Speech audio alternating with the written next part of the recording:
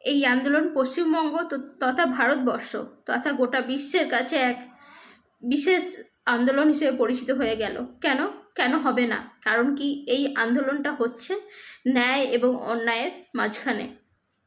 একটা সম্প্রদায় যারা শিক্ষিত, মানে পুঁথিগতভাবে শিক্ষিত, তারা অবশ্যই অশিক্ষিত একটা মানুষ তো বলা যায় না, অমানসিকতার পরিচয় এখানে আছে, আমরা জানি সবাই। তো সেই সম্প্রদায়টা আমাদের একজন অতি শিক্ষিত, একজন অতি ভদ্র মেধাবী একজন ছাত্রীকে শেষ করে দিল, খুন করে দিল, তার সঙ্গে নৃশংসভাবে তাকে অত্যাচার করে, তাকে ধর্ষণ করে এই যে শেষ করে দিল। এবং মৃত্যুর পরও তাকে ছাড়েনি, মৃত্যুর পর তার দেহটাকে নিয়ে তারা খেললো। কালকে আবার জানতে পারলাম তার শরীরে কৃত্রিমভাবে তরল ঢোকানো হয়েছে তাদের এই গণধর্ষণ লুকানোর জন্য। কিন্তু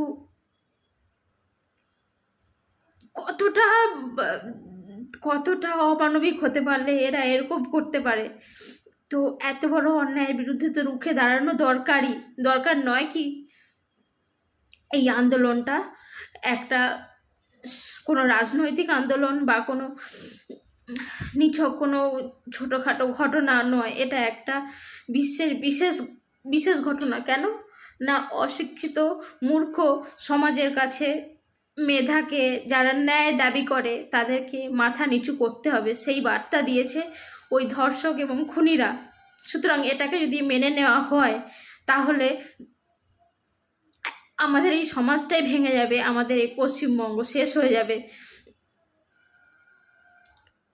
সব মানুষই তার নিজের জন্মস্থানকে ভালোবাসে, সবাই চায় নিজের জন্মস্থান যেন ভালো থাকে। আজ আমাদের রাজ্যের এই অবস্থা, তথা এই আমি কলকাতায় এখানে আছি, যে কলকাতা এইরকম রূপ কোনোদিন দেখতে হবে ভাবতেও পারিনি। রাত্রে 12:30 1টায় আমি অফিস থেকে ফিরি, আমি কর্পোরেটে জব করি যেহেতু, প্রত্যেক দিন রাত্রে 12:30 1টায় ফিরি। কেমন গা ছমছম করে, যে সাথে সিকিউরিটি দাদা থাকলেও আর যেন সাহস পাই না, কেমন ভয় লাগে। ঘরে বাচ্চা আছে, এত নিরাপত্তাহীনতা কেন? সে মেয়েটি কি করেছিল? এখানে তো মনে হয় মেয়েটিকে টার্গেট করা হয়েছিল খুন করে দেওয়ার জন্য।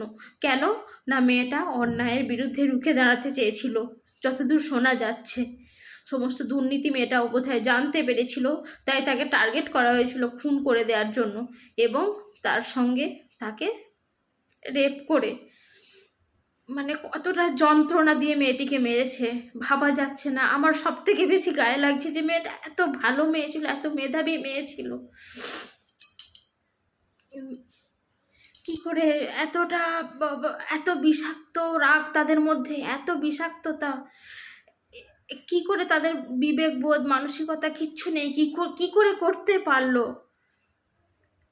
আর 1 মাস 3 দিন হয়ে গেল, কোনো বিচার কিচ্ছু হলো না, এখনো আমরা কিচ্ছু জানতে পারছি না। কিভাবে সহ্য করব? কি করে এটাকে মেনে নেওয়া যায় বলুন তো? আন্দোলন করবে না জুনিয়র ডাক্তাররা? কি অন্যায়!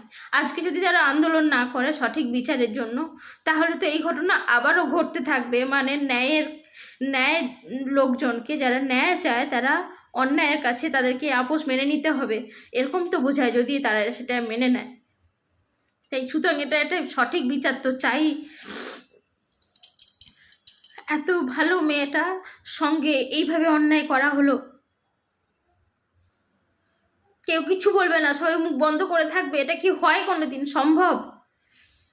অনেক হয়েছে, অনেক অন্যায় সহ্য করা হয়েছে, আর কিসের? মাননীয় বিচারকদের কাছেও অনুরোধ করি, প্লিজ ব্যাপারটা দেখুন, যেন সঠিক বিচারটা পায়। আমরা সবাই তাকিয়ে আছি, এখনও নিরাশ হইনি। দেখা যাক 17ই সেপ্টেম্বর কি হয়। আর মেয়েটার মা বাবা, ওনাদেরকে সঠিকভাবে তো তাদের মেয়েটাকে দেখতেও দেওয়া হয়নি। ওনারা কি নিয়ে বাঁচবেন? আর কিচ্ছু নেই,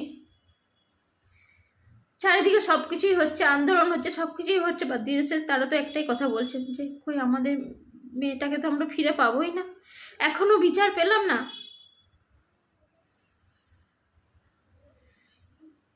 এই আন্দোলনকে আমি তীব্রভাবে সমর্থন করি এবং